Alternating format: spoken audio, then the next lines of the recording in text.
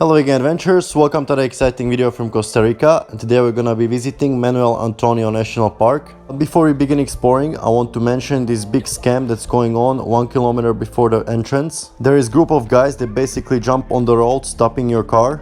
Once you stop, they'll tell you need a guide for the national park and tell you to go park on the right side. When you park, they'll ask you for a ridiculous amount of money for a guide, like $100 per person, when in fact you don't need a guide to go to the Manuel Antonio National Park.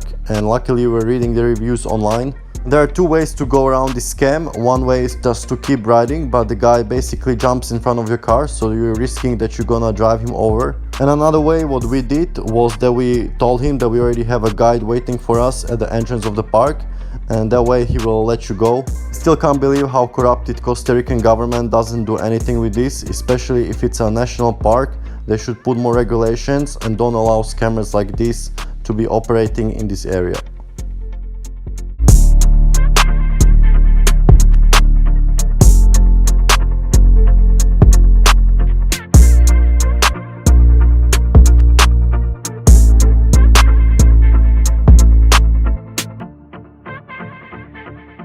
You pay entrance fee of $18, but the paths in the national park are the best maintained from all the national parks we visited so far. Most tourists head straight to the famous Manuel Antonio beach, but we thought there was going to be too many people. We decided to hike up to the viewpoints first.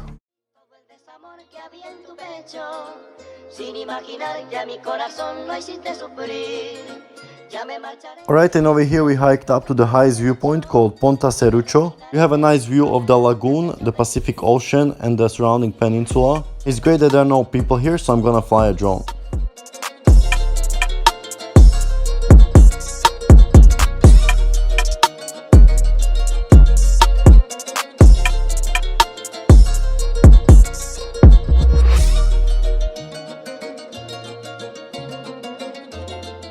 So the footage from the drone looks really spectacular from this blue turquoise water. And especially when I was flying towards the Manuel Antonio beach, the scenery was even better with all these lagoons. So hopefully I will get a chance to fly a drone again once we get to Manuel Antonio beach.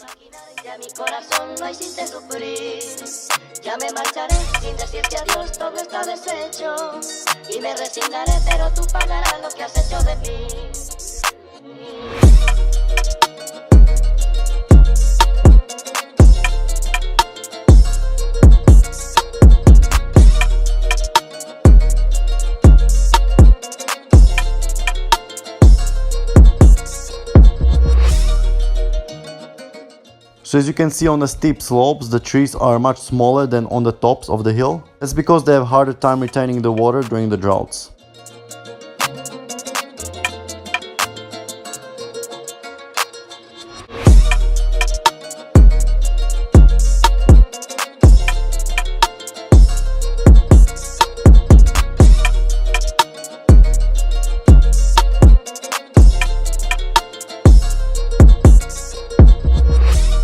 As we were descending back down, we could hear the howler monkeys in the trees, but we couldn't see them.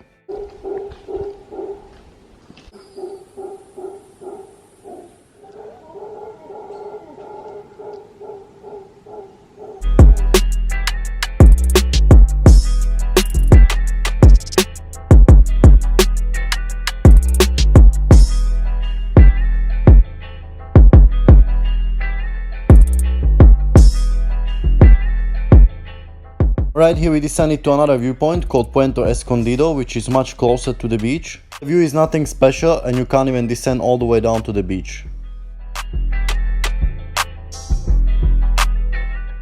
Alright, and here we're gonna go to the Gemelas beach. There is some warning about not feeding the animals. We thought that there are gonna be some monkeys around, but we just saw this iguana here. Little did we know, the rangers are probably feeding these iguanas, so they stay on this beach. When Sanya took out the sandwich from her backpack, the iguana literally jumped on her and scratched her up. So be very careful when you're eating in this national park, because the iguanas can attack you as well. Swimming at this beach was also nothing special. The water is quite murky, the waves are big, and there are sharp rocks sticking out.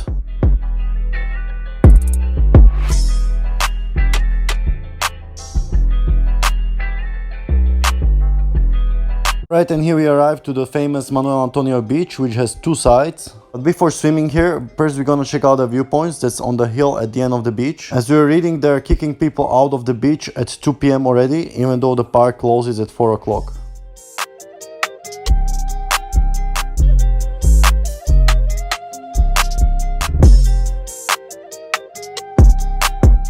So there are about 3 viewpoints with steep cliffs alongside this hill, but I'm waiting to fly a drone at the last one where I want to see the Manuel Antonio beach. But they said sometimes you can spot whales around this coastline.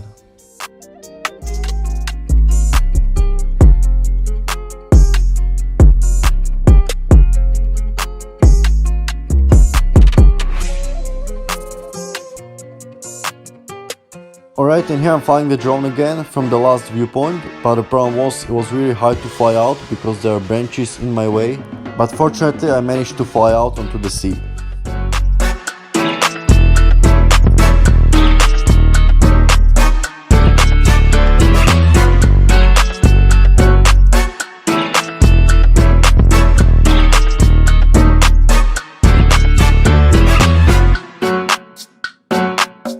So here I managed to get some cool shots of the Manuel Antonio beach with both sides.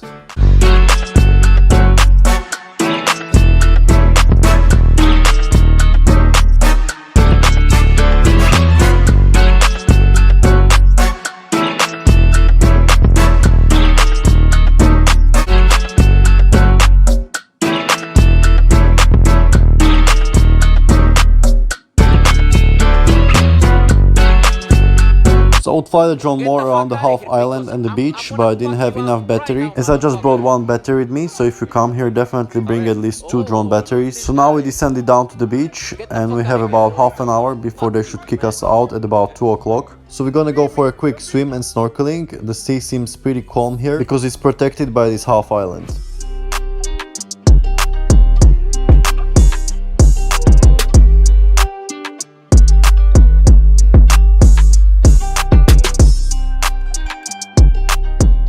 So even though the water was quite murky and you couldn't see much underneath you, it was still the best beach we ever been to when it comes to swimming, mainly because the waves were not so big, so you could just swim normally.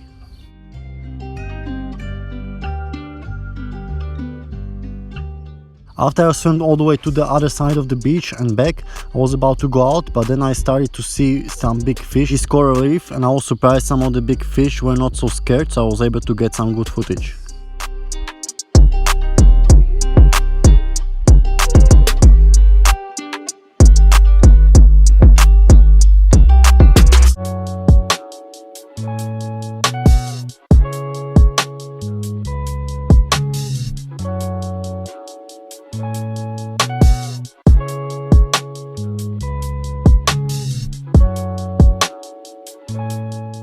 So I was about to write off the Manuel Antonio National Park as a poor experience. We only got attacked by one iguana and we didn't see many other animals. But snorkeling with this big fish here was definitely worth it.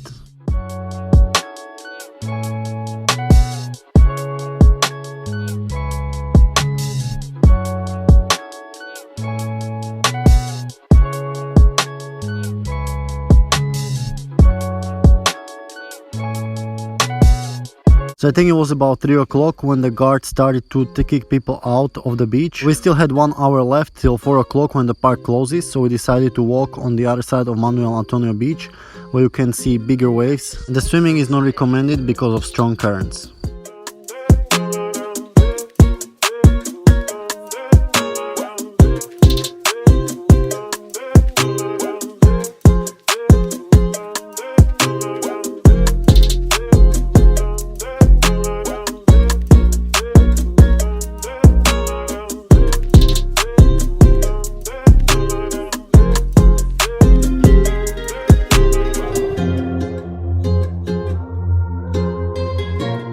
So on this side of the beach you have also interesting things like these little islands. It'll be also great to swim around here and snorkel, but I think the waves are too big here and the water is even more murky, so you wouldn't see anything either way.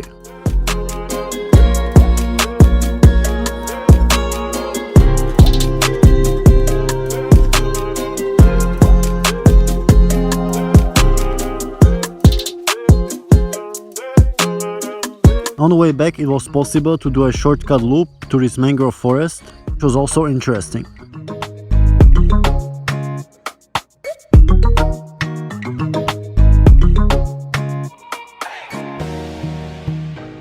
Right, and here we're back at our accommodation near the town of Quepos, and I'm recording some squirrel monkeys in the trees.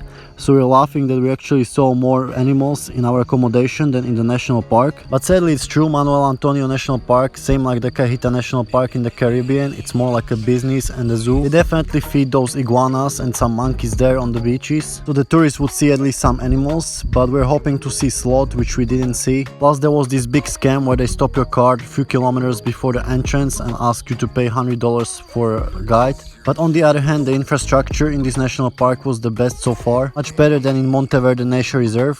There was this place for snorkeling where I also saw some big fish, which we haven't seen anywhere else in Costa Rica. So stay tuned for more adventures from Costa Rica, and as always, stay healthy and stay adventurous.